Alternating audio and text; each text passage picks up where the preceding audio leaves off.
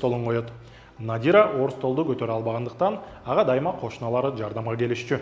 Кызым кичинекей болуп күндүн ысыгында көчөгө чыгып турганда дагы эзилип ыйлап ошентип иштете албай койдум. Анан акчаматтын акчасын кайра жаба албай калдым.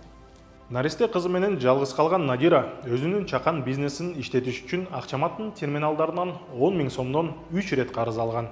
Келишимдин негизинде зайымга жарым айга 28,5% үстөк кошулган.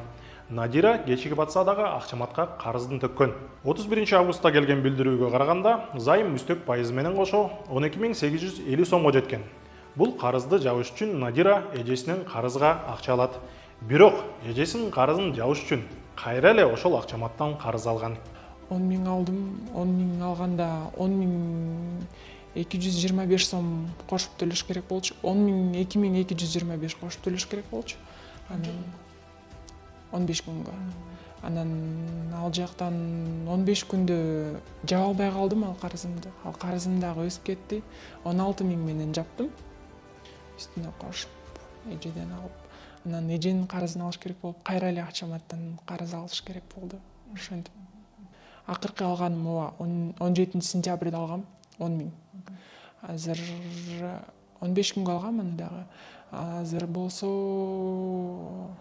1 айдан ашып кетти. Төлөй албай атканыма. Процент аябай көбөйүп кетти. Азыр кечээ эле юротделге өттү ишиңиз деп билдирүү жиберишти. Чынында Надиранын СМС-теринде ишиңиз юридикалык бөлүмгө өттү деген 2 билдирүүнү таптык. Андан тышкары операторлор